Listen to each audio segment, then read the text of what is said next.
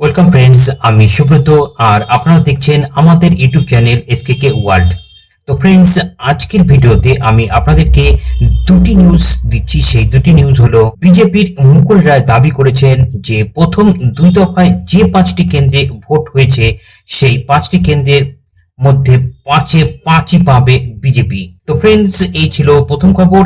আর দ্বিতীয় যে খবরটি সেটি হচ্ছে, নোডাল অফিসার অর্ণব রায় নিখোঁজ হয়েছেন।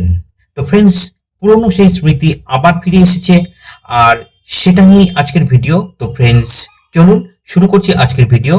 আর ভিডিও শুরু করবার আগে বরাবরের মতোই আপনাদের কাছে একটি রিকোয়েস্ট, যে এখনো যদি আপনারা আমাদের ইউটিউব চ্যানেল এসকেকে ওয়ার্ল্ডকে সাবস্ক্রাইব না করে থাকেন তাহলে অবশ্যই ভিডিওর নিচে যে লাল সাবস্ক্রাইব বাটন রয়েছে সেখানে ট্যাপ করে চ্যানেলকে সাবস্ক্রাইব করুন। আর সাবস্ক্রাইব হয়ে যাওয়ার পর বেল আইকনকে অবশ্যই ট্যাপ করুন, যাতে নতুন ভিডিও নোটিফিকেশন আপনারা কখনোই মিস না করেন। তো ফ্রেন্ডস, চলুন শুরু করছি আজকের ভিডিওটি।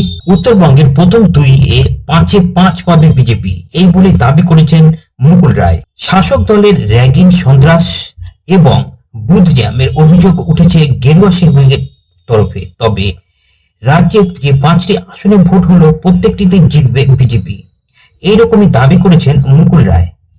পাল্টা জলপাইগুড়ির তৃণমূল সভাপতি সৌরভ চক্রবর্তীও বলেছেন, জলপাইগুড়ি সহ প্রত্যেকটি লোকসভাতেই সবুজ আবির উঠবে আগামী 23শে মে।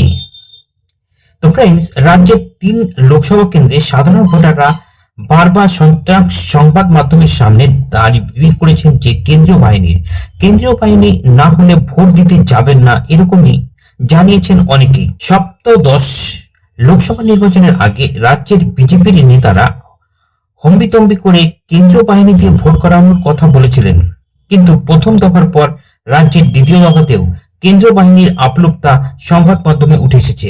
যদিও বৃহস্পতিবার সাংবাদিক বৈঠকে বিজেপির শীর্ষ নেতা মুকুল রায় জানিয়েছেন, রাজ্যে গণতন্ত্র নেই, সেই কথা আমরা অনেক দিন থেকেই বলে আসছি।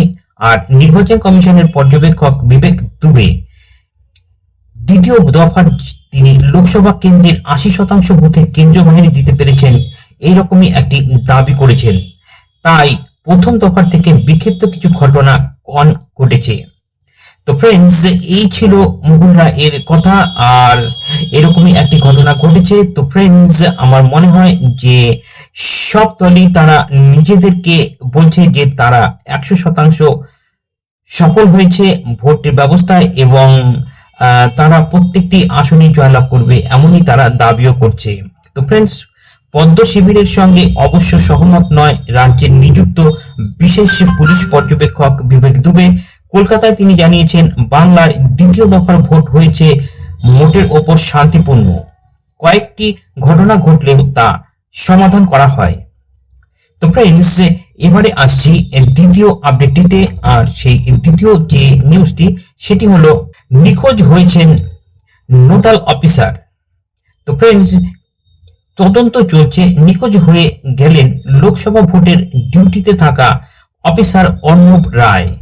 তিনি গতকাল বৃহস্পতিবার কৃষ্ণনগরের বিপ্রদাস পলিটেকনিক কলেজে ইভিএম ভিভিপ্যাটের দায়িত্বে ছিলেন। গতকাল দুপুর 2টোর পর থেকে নোডাল অফিসার অর্ণব রায় অনেক খোঁজার পরেও অবশেষে গতকাল সন্ধ্যা নাগাদ কোতোয়ালি থানায় একটি মিসিং ডায়েরি করা হয়েছে। পুলিশ অবশ্য তাকে খুঁজে পেতে দফায় দফায় আলোচনা করে তদন্ত চালিয়ে যাচ্ছে।